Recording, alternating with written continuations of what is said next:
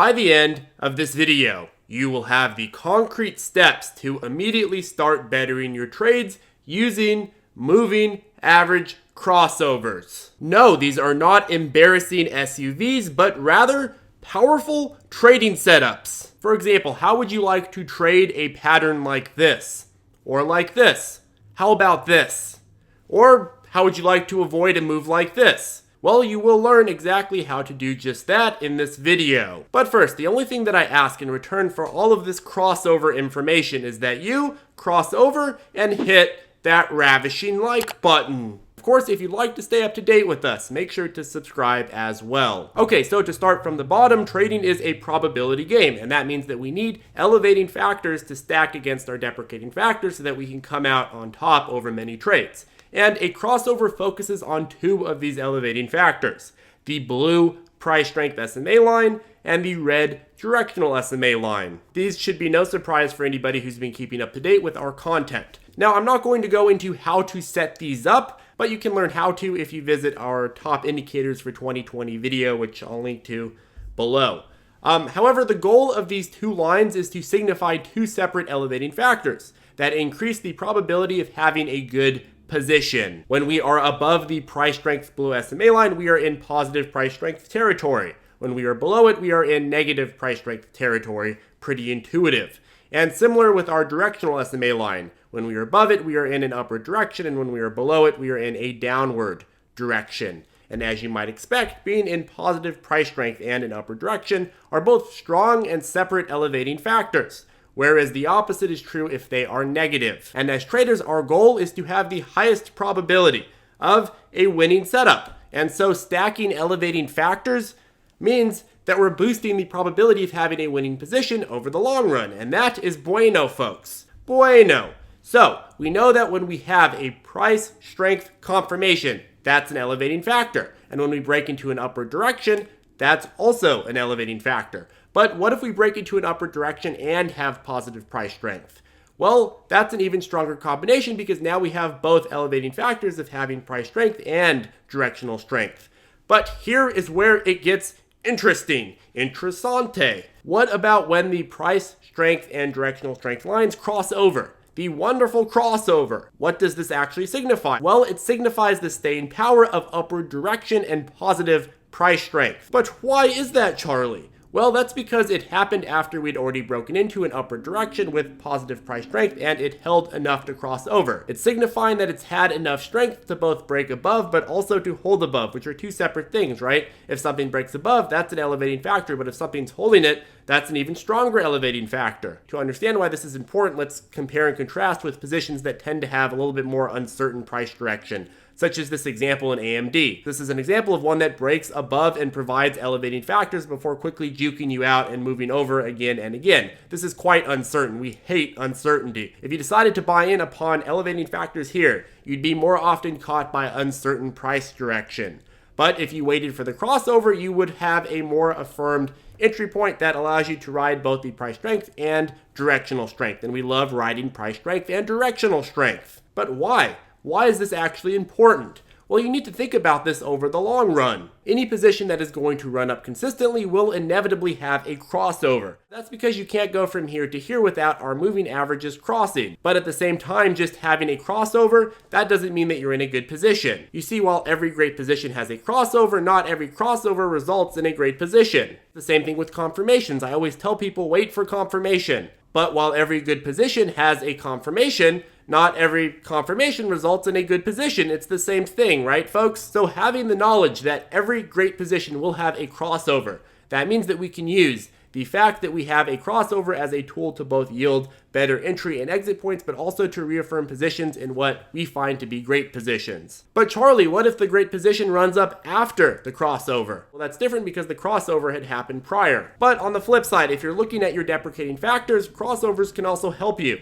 If we have a negative crossover, we have a huge deprecating factor. Look at Ford. We have these declarations of price weakness and then closing in of directional strength, and then boom, a crossover and continued beatdown. If we see a negative crossover, that's a huge deprecating factor because that means it's holding its commitment to the downside. Okay, but let's put this more into practice. How do we use this knowledge to better time our entry points? Well, let's take a look at SWIX. So in terms of entry point justification, we like to wait for confirmation. The first confirmation is here, and it comes with upward volume sentiment, which is, of course, an elevating factor. But we are above fair value. We have a recent history of pretty much just selling off, two deprecating factors, and really the testing of price strength with the wicks would also be a turnoff as well. There's just too much uncertainty here. So at this point, we do have a confirmation, but it's not confirming that strong of a position, folks. I'm not saying you wouldn't be justified to take a position here, but it just doesn't have any clear price drivers. What's actually going to move the share price? And likewise, the next few candlesticks, it reaffirms this statement. It backs that up by trying again to hold direction,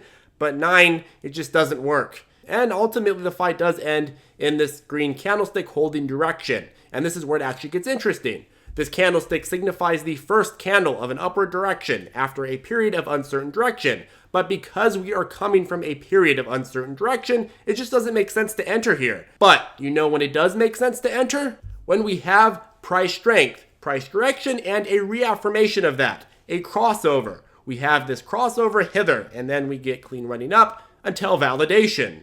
So you can see clearly now that crossovers can be used to clean up positions. Sure, if you took this position here or here, you technically would have gotten a better entry point for this specific play. But how many times will it go from uncertain direction like this and then just keep fighting back and forth, locking up your capital, or eventually getting beaten down?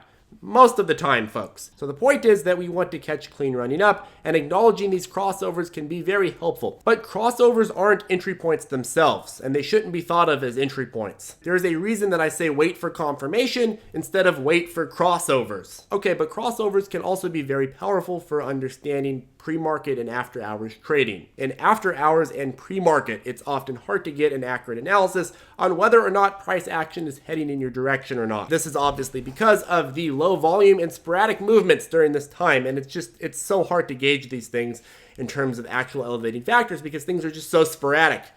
And this can be immensely dangerous for folks who are taking a swing position. Say you're buying in at confirmation right here, and then you open up into after hours, and all of a sudden you're like, oh, wait, what if we get validated out? What do? That's kind of dangerous, right? Because what if all of a sudden the share price turns against you?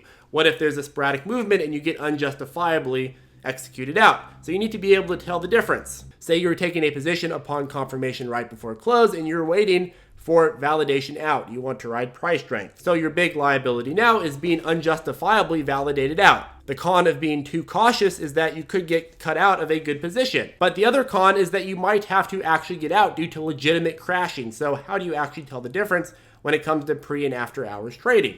Well, the big way is with volume. If you have high volume during after hours or pre-market, obviously that makes a lot more sense in terms of actually justifying the movement.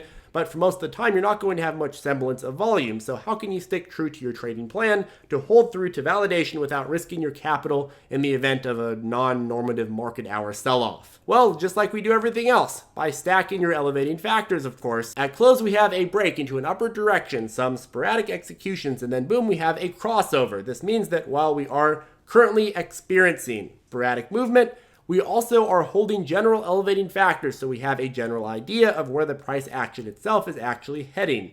This is very powerful to us because it allows us to ride the price strength from confirmation and sell out at validation, while being reaffirmed and discouraged from selling just because there's a validation in non-market hours. So this is helpful because it helps you justify staying in a swing position that is starting to sell off.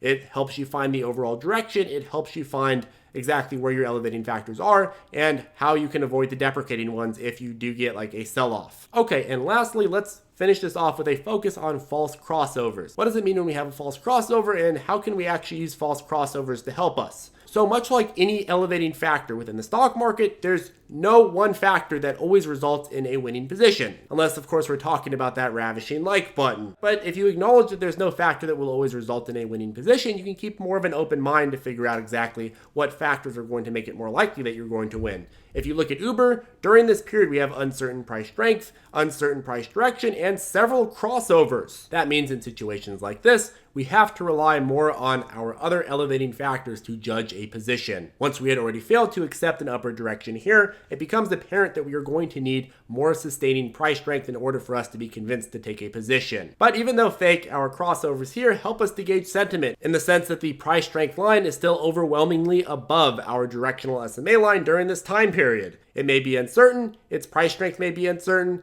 but it is leaning bullish in this period, and it eventually wins and we have this confirmation and run up to validation. So you can see how powerful this is. Anyways, folks, this was a information heavy video. I hope it wasn't too dense and that I didn't lose anybody. If you feel like there's a concept that you didn't understand in this video, I highly recommend just going back and rewatching that segment because the concepts are quite important. Crossovers can be a very powerful part of your trading success. Anyways, folks, if you have any questions, feel free to reach out to me in the comment section below or join us on our free Facebook group, ZipTrader Circle. If you're wondering what broker to use to trade, we always like to send beginners over to Webull, and you can join them for free by clicking our link in the description below, and you will get 2 free stocks when you both sign up and deposit any amount. And if you'd like to work closer with me and would like to be a part of our premium course, you can check out ZipTrader U and figure out whether or not it is a good fit for you. Anyways, folks, have a great day, and I'll see you in the next video.